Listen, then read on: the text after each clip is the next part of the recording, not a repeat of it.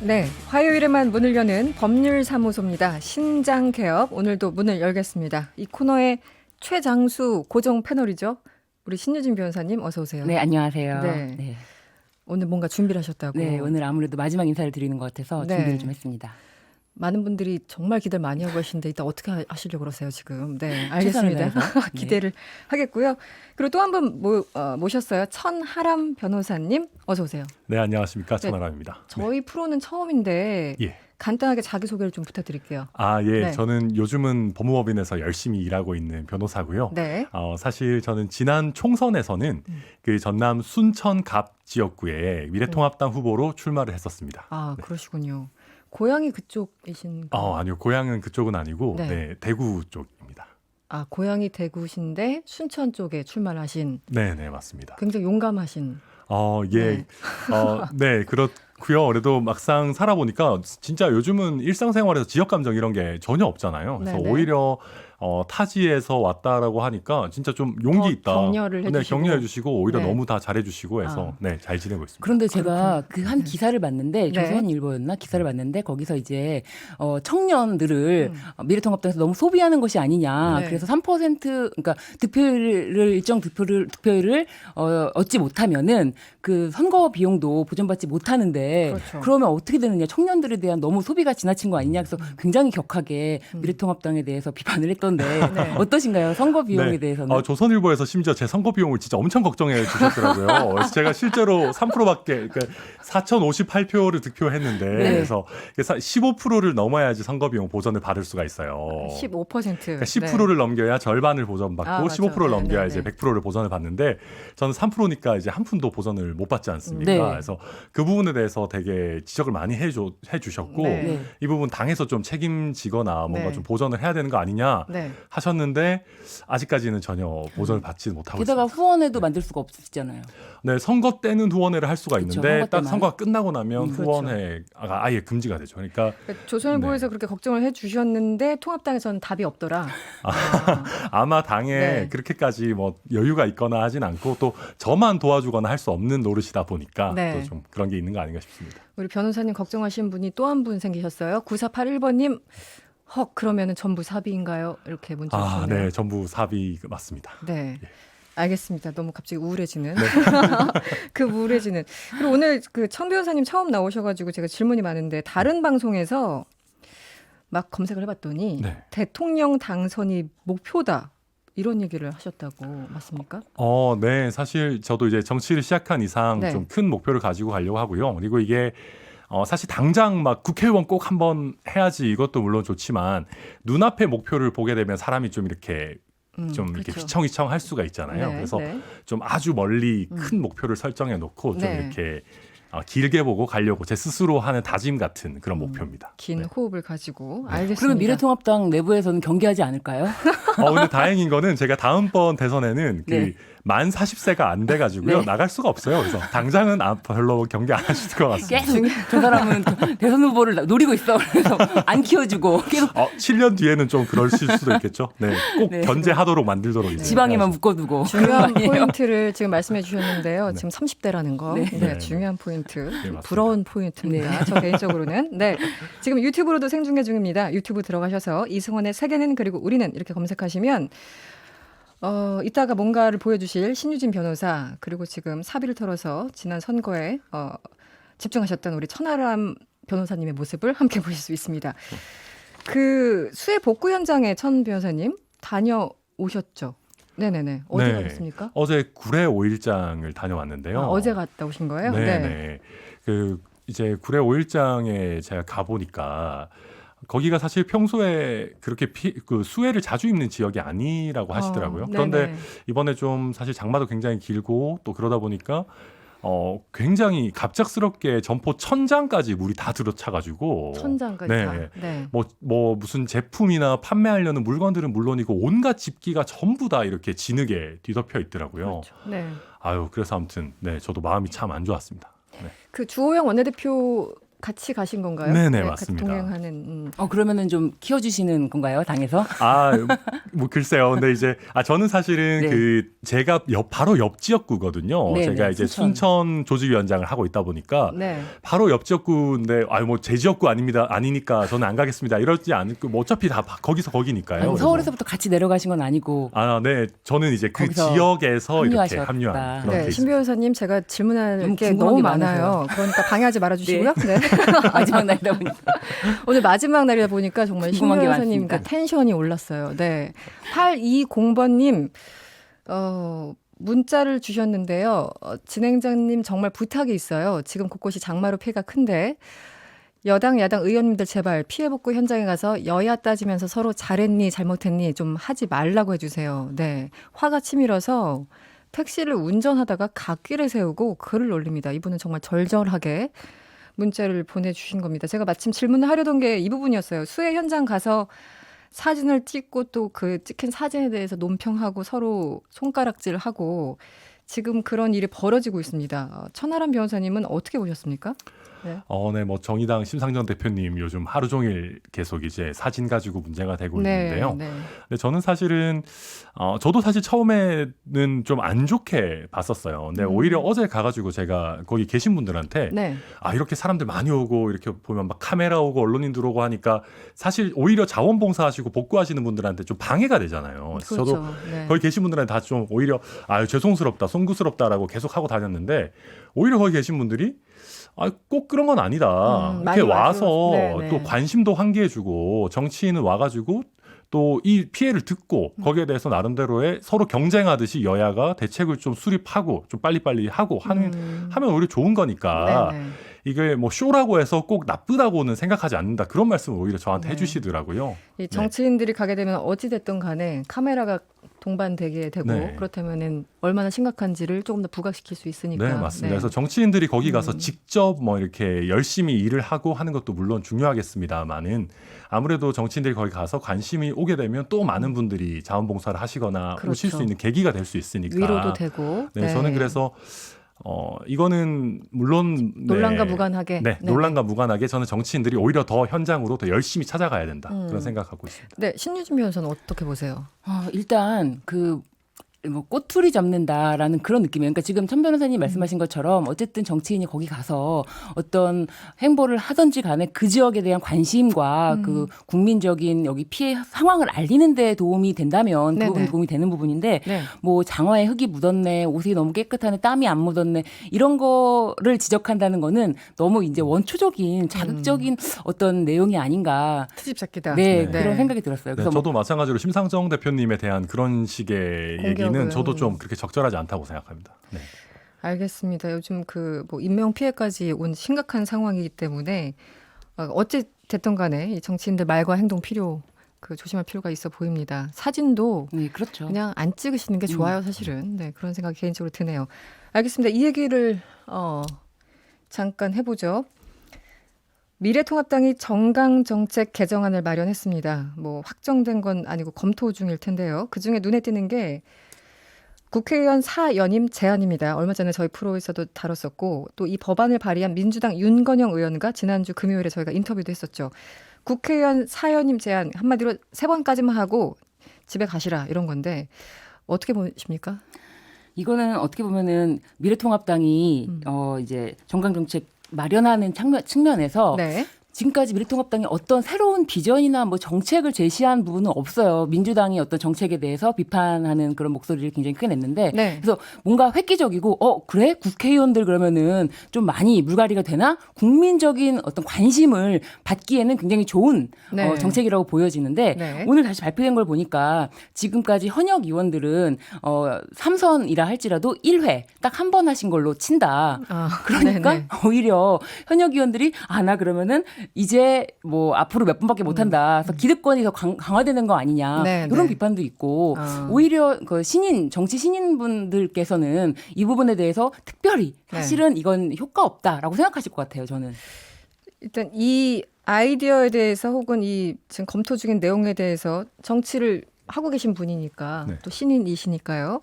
어떻게 보십니까? 기본적으로 사실, 동의하십니까? 네, 사실 제가 이 정강정책 특위위원으로 참여를 하고 있거든요. 아, 그러시군요. 네네네. 그래서 같이 얘기를 하고 있는데 물론 저는 그렇게 생각합니다. 이게 연임 제한이 좀 필요하다. 그리고 3년인 정도 했다라고 하면 본인을 위해서든 그 지역구를 위해서든 좀 한번 쉬어가든 네. 사람이 바뀌든 하는 것이 필요하다고 생각하고요. 특히 지금부터 소급 적용이 안 되고 적용된다고 하더라도 아무래도 그렇게 되면 이 지역구의 차세대 주자라는 생각을 네. 스스로 가지고 젊은 네. 사람들 좀 준비해 나갈 수 있다 보니까 저는 젊은 정치인으로서 사실 연임 제한 이 의도나 취지 자체에 굉장히 공감하는 편입니다. 네. 그런데 그 해당 정치인의 입장이 아니라 누군가를 선택해야 되는 유권자 입장에서 아니 오래됐어도 나는 이 의원이 너무 좋아. 4선 5선 했으면 좋겠어. 이렇게 생각하시는 분들 있을 텐데 그게 약간 좀 뭔가 헌법적인 가치 부딪힐 수도 있고 법적으로 보면 어떤 것 같아요? 네. 그러니까 이렇게 선거권, 피선거권이 있는데요. 네. 피선거권을 일단 제한을 함으로써 네. 그 선거권, 선택의 자유도 제한이 되는 건데 네. 그건 이제 반사적으로 제한이 되는 건데 어떻게 보면 피선거권을 제한하는 데 있어서 아무리 제가 봤을 때 이게 이제 지금 계신 분들은 1회 한 것으로 본다고 해도 네. 과연 통과될 때까지는 난망이 있지 않을까. 네. 어렵지 않을까 하는 생각도 들고 일단은 굉장히 신선했어요. 그래서 관심을 끌었는데 이제 막상 뉴스를 보니까 그럼 지금 3선이신 분들은 한 번밖에도 못 하시네. 소급 적용 안 한다고 했을 때 그 소급 적용이라는 것이 이제 만약에 4번이신 분들은 갑자기 배지를 뺏는 걸 소급 적용이라고 하는 건데 네네네. 5선이신 분들은 불가능하죠. 근데 배지를 뺏는 것까지는 아니다 하더라도 3선이신 분들은 한 번밖에 못하네라고 생각했는데 그게 아니다. 지금까지는 전부 한 번 한 걸로 친다. 그러면은 사실 신선성은 많이 떨어진다. 그래서 국민들이 그닥 별로 이렇게 어머라고 생각하지는 않겠다라는 네. 생각이 들어요.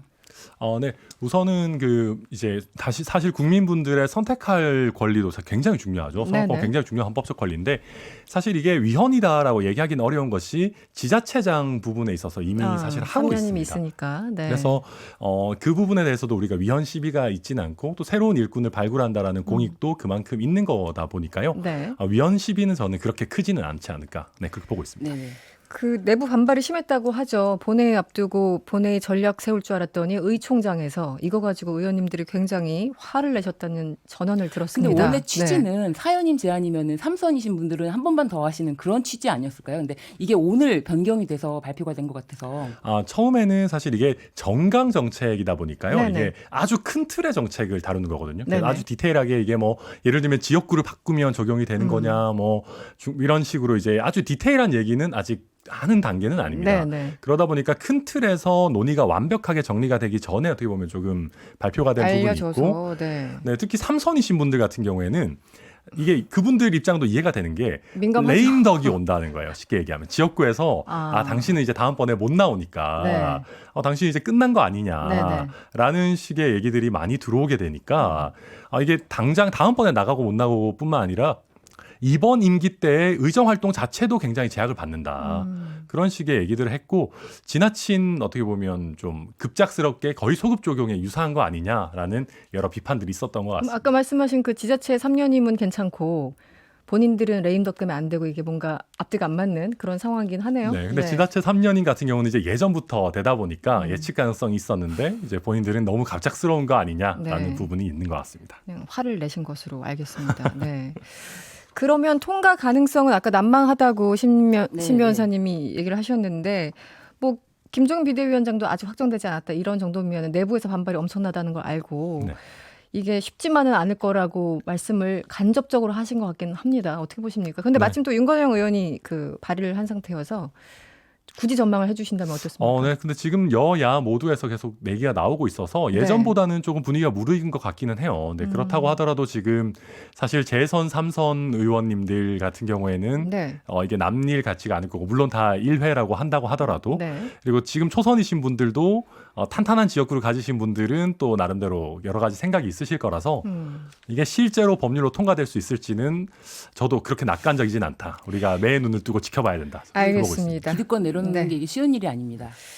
그리고 이 얘기를 한번 해보죠. 여러 가지 지금 이슈가 되고 있는데 조국 전 법무부 장관 딸 조민 씨가 입시비리 의혹 등 취재를 이유로 자신의 오피스텔 초인종을 누르고 문을 두드린 기자를 주거 침입죄 그리고 폭행치사죄로 고소했습니다. 일단 이게 법적으로 처벌이 가능한 건지 어떤가요? 네, 이게 지금 TV조선 기자로 알려져 있는데요. TV조선에서 얼마 전에 서울시청에도 이제 무단 침입으로 인해서 네. 지금 기소가 된 상황인데 네. 지금 굉장히 비슷한 상황인 거예요. 네네. 여기 지금 야간에 심야 시간에 늦은 시간에 그 초인종을 여러 차례 누르면서 굉장히 공포심을 느낄 수 있는 그런 행동을 했고 또 차 문을 그 폭행치상은 네. 차 문을 밀치면서 다리에 이제 다치게 했다. 뭐 상처를 실제 냈다고 네네네. 하더라고요. 네. 그 부분이 있는데 이분은 어차피 이 공동주택의 네. 이 복도도 주거에 포함이 돼서 위호지도 주거에 포함이 돼서 주거침입죄 성립 및 뭐 폭행치상죄 성립하는 데는 문제가 없을 것이다라고 보여집니다. 기본적으로 조국 장관 측의 주장에 따르면 이제 그 따님 분이 차에서 내리는 과정이었는지 뭐 어쨌든 그 차 문 이제 밀치는 과정에서 다리에 멍이 들고 피가 났다. 뭐 사진까지 지금 페이스북에 공개를 했다고 하는데 이렇게 되면 뭐 증거로 보면 명백한 거 아닌가요? 어떻게 보십니까? 네, 저는 네. 이제 조금 의견이 다른 건 다른데요. 네. 이제 폭행치상죄는 말 그대로 폭행의 고의가 있어야 돼서 저는 이 경우에는 처벌이 되더라도 아마 과실치상죄 적용이 좀 더 유력하지 않을까. 왜냐하면 이게 다치게 할 고의까지 있었다라고 인정되기는 쉽지는 않을 것 같거든요. 네네. 그래서 뭐 과실로 뭐 사람을 다치게 한 과실치상죄 정도는 적용이 될 수 있을 것 같고요. 다만 그 주거침입이나 과실치상이나 다 이 부분에 대해서 우리가 성립 여부가 사실 불분명한 부분이 있는 것이 네. 형법에 보면 정당행위라는 위법성이 있는 것도 이렇게 처벌을 하지 않는 사유가 있습니다. 그래서 사회상규, 그러니까 우리가 봤을 때 네네. 사회통념상 이 정도의 행위는 일을 하는데 업무상 해도 되는 행위다. 불가피하다. 네. 라고 하면 이게 정당행위가 적용이 될 수가 있거든요. 그래서 이 경우에 지금 네. 사실 그 TV조선이 서울시 들어가고 이런 거랑 좀 차이가 있는 것이 맥락은 이 경우에는 다르죠. 문 안에 들어간 것은 아니고 복도에 들어가서 초인종을 누른 정도였기 때문에 이걸 어떻게 보면 언론인으로서 이 정도는 할 수 있는 거 아니냐라는 것이 제 생각에는 재판에서도 꽤나 쟁점이 될 것 같습니다.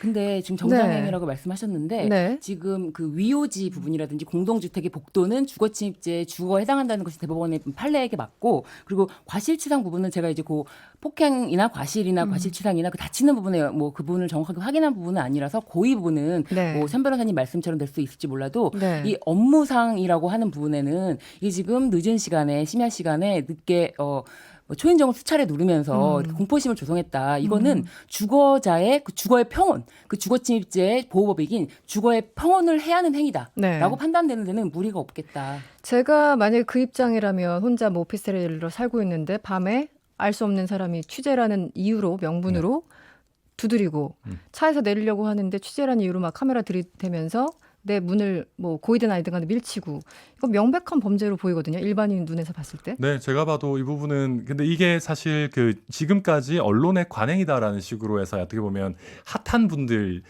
그 언론인들은 소위 뻗치기 이런 네네. 말을 쓰시더라고요. 네, 그 집 오랫동안 앞에서 버티고 기다리기. 기다리고 또 막 초인종 누르고 네네네. 이게 나오는 거 이제 밖에서 계속 찍고 이런 부분들이 많이 있었는데 저도 이번 일을 계기로 이게 처벌이 되고 안 되고의 문제도 물론 중요하고 좀 언론인들 의 가이드라인 같은 거를 제가 봐도 좀 설정하는 것이 필요하지 네. 않나 생각이 됩니다. 알겠습니다. 참고로 서울시청 무단 침입은 조선일보였습니다. 지금 저희가 얘기하는 거는 TV조선이고요. 잠시 광고 듣고 돌아오겠습니다. 네, 신장개업 법률사무소 신유진 변호사 그리고 천하람 변호사와 함께하고 있습니다. 조국 전 장관 관련해서 이야기를 나누고 있었습니다. 이 부분도 한번 여쭤보죠. 조국 장관에 대해서 허위 사실을 유포한 혐의로 1심에서 징역 8개월을 선고받고 법정 구속된 보수 유튜버가 있습니다. 우종창 씨. 그런데 우종창 씨가 항소를 해서 곧 2심이 열릴 건데요. 이런 가운데 조 전 장관은 우종창 씨를 상대로 1억 원의 손해배상 소송을 제기했어요. 이게 어떤 게 쟁점인지 먼저 변호사님? 네. 네. 그 사실 지금 명예훼손 혐의로 실형을 선고받는 일이 그렇게 네. 흔한 일은 아니거든요. 그렇죠. 네. 그래서 저도 사실은 언론인을 상대로 한 명예훼손 관련한 손해배상 청구를 실제 하고 있는데 네네. 결국 이런 명예훼손 사건의 민사상 손해배상을 구하는 명예훼손 사건의 핵심은 크게 두 가지입니다. 첫 번째로는 피해가 얼마나 크냐, 네. 명예에 대한 피해가 얼마나 크냐라는 것이고 네. 두 번째로는 최소한의 팩트 체크를 했느냐. 그러니까 이게 어느 정도 본인이 이렇게 얘기할 수 있을 만한 근거를 가지고 했느냐가 핵심이거든요. 네. 이 두 가지가 만약에 피해도 정말 크고 이제 팩트 체크도 전혀 안 됐다 그러면 명예훼손에 대한 손해, 위자료 액수가 많이 높아지게 되는 것이고 만약에 어느 정도 좀 팩트 체크를 했다 그러면 거기에 따라서 좀 배상액도 낮아질 수 있고 네. 이렇게 볼 수 있습니다.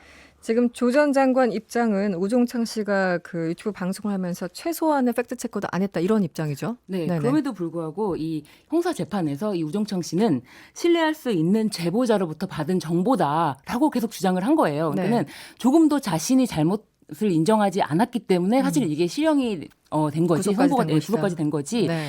단순히 명예훼손 사건인데 이례적으로 구속됐다가 아닙니다. 이게 굉장히 재판부는 이 사람이 재범을 저지를 수 있는 사람인지 네. 아니면은 이 사건에 대해서 객관적으로 자신의 행동에 대해서 판단할 수 있는 능력이 있는 사람인지를 보는 건데 이 사람은 오히려 자신이 더 신뢰할 수 있는 정보를 받았는데 이거를 왜 자기가 지금 재판까지 받느냐라고 네. 항의를 하니까 이제 실형 법정 구속까지 된 거죠. 네. 그렇기 때문에 이분의 어떤 태도나 이런 걸 보면은 1억 원 손해배상 청구도 가능하다. 그리고 사실은 우리나라에서는 그 명예훼손이라든지 그 위자료 금액이 크지가 않습니다. 네네. 보통 한 3천, 5천 정도인데 뭐 최근에는 이렇게 명예훼손 뭐 신뢰도라든지 네. 지명도라든지 이런 게 큰 사람들에 대한 명예훼손은 1억까지도 청구되는 경우가 있기 때문에 이 부분에 대해서는 뭐 아주 큰 금액을 청구한 것은 아닌 것 같습니다. 네, 1억 원 손해배상 소송 어떻게 될지 조금 봐야 될 것 같고요. 조국 전 장관 얘기를 하는 김에 이 부분도 좀 짚어보죠. 최근에 조국 전 장관이 이런 얘기를 했어요. 검찰이 문재인 대통령을 탄핵하기 위해서 울산시장 선거 개입 의혹을 준비했다. 지금 이런 글을 써서 논란이죠. 이 논란은 어떻게 보셨습니까? 네네. 저는 좀 너무 지나치신 생각이 아닌가, 네. 너무 지나친 음모론으로 빠져가시는 게 아닌가 하는 생각이 들고요. 왜냐하면 이게 예컨대 울산시장 선거 개입 의혹은 수사를 사실 할 수밖에 없는 이런 상황이었고 네. 이걸 어떻게 보면 빅픽처를 가지고 뭐 대통령을 탄핵하기 위해서 검찰이 움직인다 이건 과한 것 같습니다. 특히나 지금 현직 대통령이고 윤석열 검찰총장을 임명한 문재인 대통령인데 네. 여기에 대해서 굳이 검찰 수뇌부가 문재인 대통령을 탄핵까지 해서 끌어내려야겠다 이렇게 기획했다라는 거는 좀 지나친 생각이 아니신가 저는 그렇게 네. 보고 있습니다. 근데 그러면은 네. 당시에 그 자유한국당 대표였던 황교안 대표가 언론에 이렇게 인터뷰를 했어요. 이 부분에 대해서 검찰은 초유의 부정선거 개입에 대해서 몸통을 향해라. 문재인 대통령은 숨지 말아라. 네, 대통령은 나와서 말을 해라.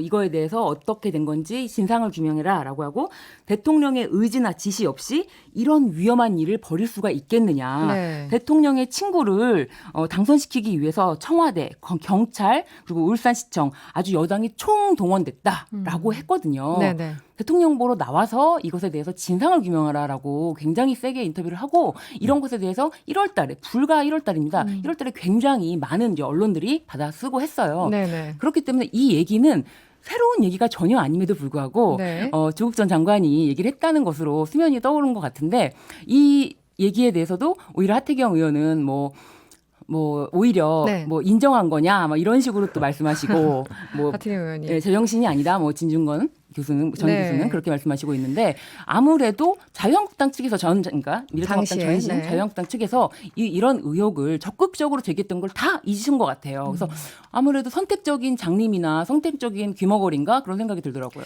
그러니까 우연찮게 뭐 정치적인 수사와 이쪽은 또 우연찮게 맞았을 수도 있는데 예를 들어 조국 전 장관이 쓴 내용 중에 이런 대목이 나와요. 문재인 대통령 이름을 15회 적어놓은 울산 사건 공소장도 그 산물이다. 뭐 이런 대목들이 나오는데 네, 변호사님 하실 말씀 많을 것 같아요. 네, 아무래도 문재인 대통령과 친분이 있으신 분이고 그리고 네. 당시 자유한국당에서나 뭐 이렇게 문제 제기를 할 수밖에 없었던 이유가 사실 그 대통령은 말 현직 대통령이면 사실 그 당의 실질적인 대표이고 네네. 그 당에 대해서 최종적인 책임을 지는 입장에 있다 보니까 이 부분에 대해서 당연히 의혹이 있으면 뭐 해명이 돼야 되고 네네. 만약에 책임을 질 부분이 있다면 대통령도 정치적 책임을 져야 되지 않겠느냐라고 하는 건 당연히 얘기할 수 있는 부분인 것 같고요.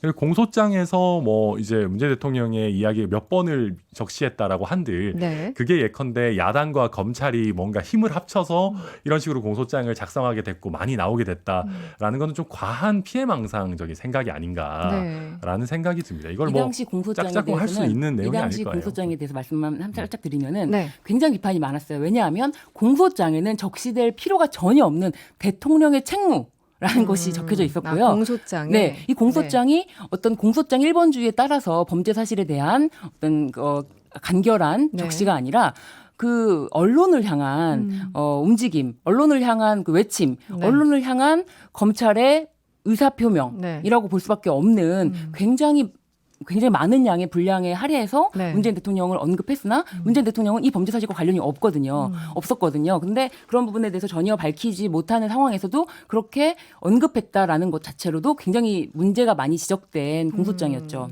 그러니까 드라이하게 공소장에서는 정말 팩트 위주로만 적어야 그렇죠. 되는데 뭔가 약간 네. 정치적으로 보일 네. 대목들로 이제 그 대통령 이름을 썼다 이렇게 지금 보시는 네, 거군요. 그렇죠.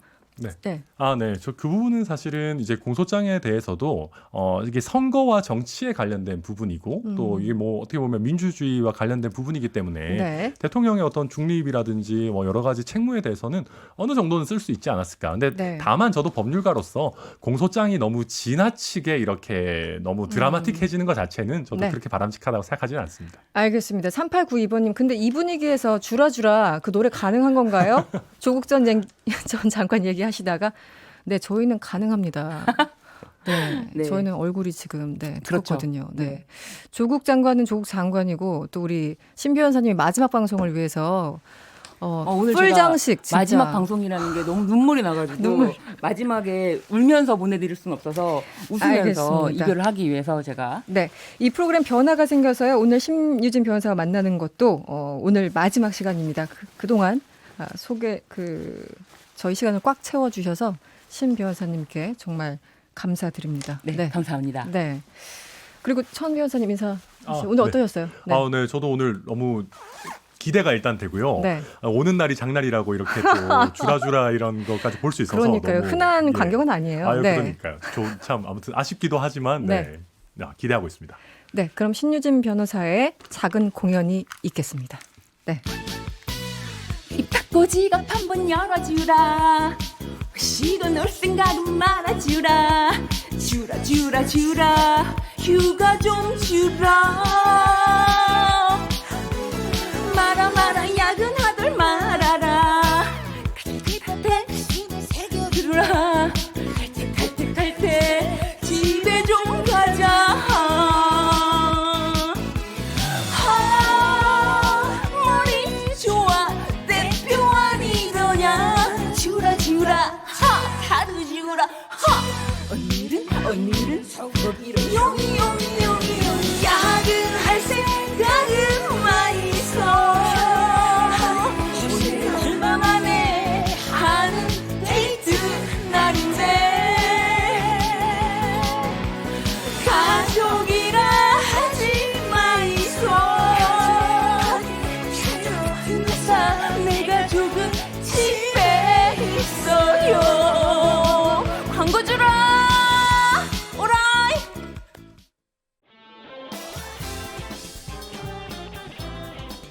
여러분의 퇴근길을 꽉 채워드립니다. 평일 저녁 6시 5분 이승원의 세계는 그리고 우리는